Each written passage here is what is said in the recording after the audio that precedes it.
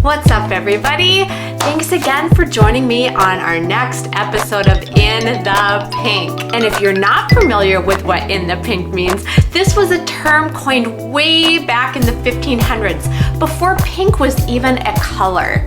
And it meant to be an optimum health and happiness. So this week we are covering gut health, and we are filling that in with skin. How our gut microbiome and our skin health are interrelated. But as always, we're first gonna start out with a what we know. So our first what we know that our skin surface is our largest organ. We also know that the epidermis, the outer layer of our skin, is one of the largest epithelial surfaces that has interaction with microbes.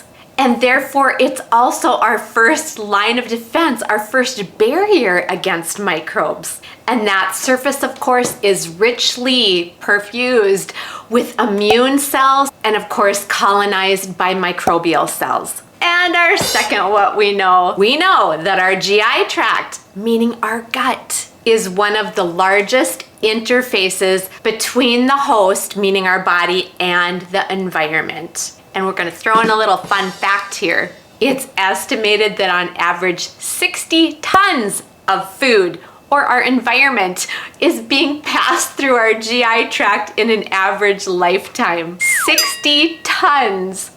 Pretty astonishing. And the third what we know, we can make this connection. We have our inner gut and we have our outer skin, both covered in epithelial cells, and both having direct contact with our environment. Because of these things, our immune system is continually being primed to distinguish between harmful bacteria and beneficial bacteria. All right, let's move on to the gut's role. What is the gut's role in relationship to our skin?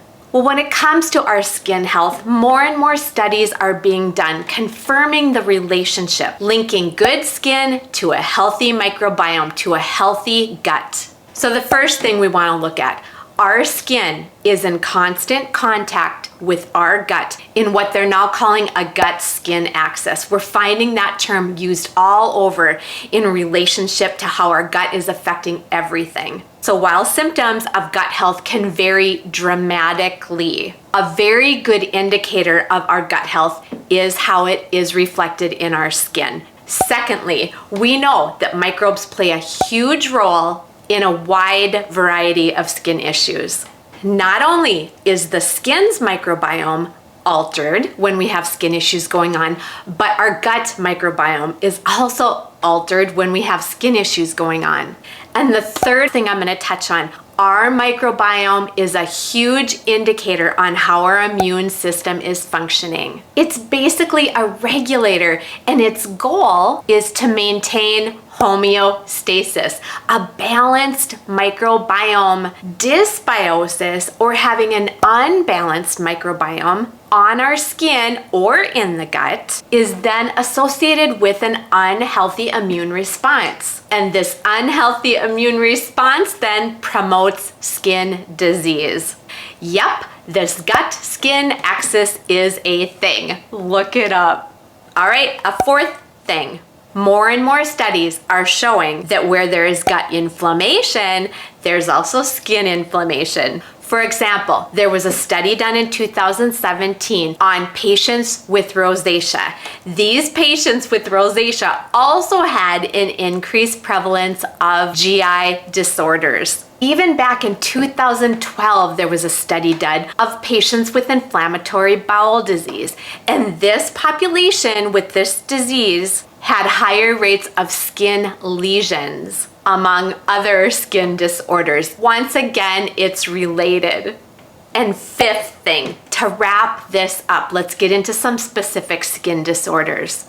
The skin microbiome being in dysbiosis is associated with skin disorders. So things that are obviously inflammatory in nature, atopic dermatitis, rosacea, seborrheic dermatitis, or dandruff. And some common skin disorders, things like acne, alopecia, slow wound healing, even skin cancers. And then of course we have things that are directly associated with the immune system. So psoriasis, and one I had never heard of, hidradenitis suppurativa. Hidradenitis suppurativa. I think it was something like that. I had never even heard of it. Now, granted, it affects a small population, but it's still out there.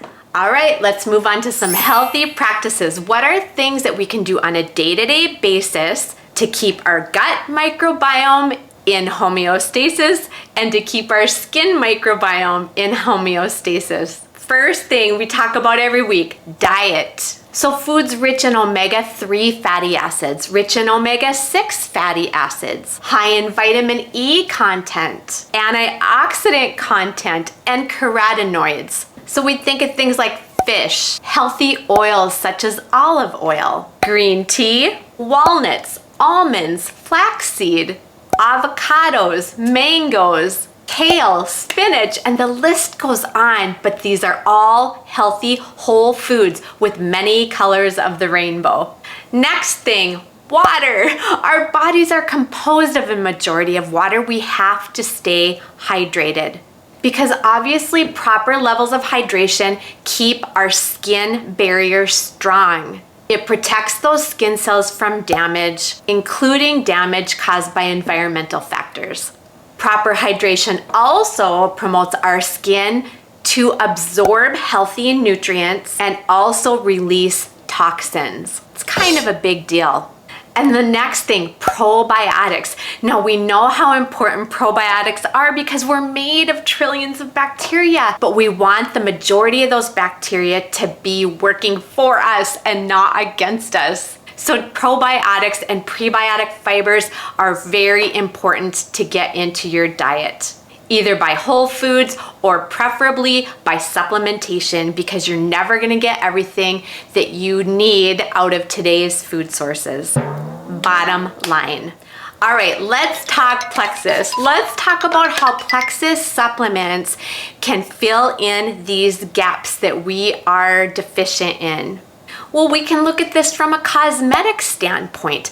Plexus has the Glow line out right now that's still available, and it comes with some topical products to retain skin's moisture, to exfoliate dead skin, and also a kind of like elixir that you take orally every day that has everything to do with maintaining a healthy skin barrier. And we'd be amiss if I missed to say the collagen, because the collagen also is replacing what we're losing as we age, maintaining the skin integrity, and also strengthening our gut lining with that collagen.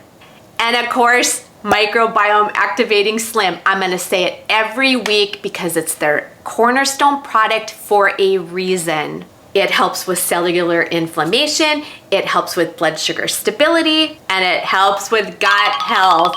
So if you're not interested in the cosmetic aspect of your skin looking healthy, but I bet you are. So this Microbiome Activating Slim is also gonna fall into the gut skin access side of things. Prebiotics. So the ProBio 5 and the VITALBIOME are obviously part of this picture because that has everything to do with populating our gut microbiome and our skin microbiome with probiotics that work in our favor. Diversity, diversity, diversity. And if you are struggling with a skin issue that is highly inflammatory, ease. The ease is going to help with that discomfort. It's going to get those levels manageable for you.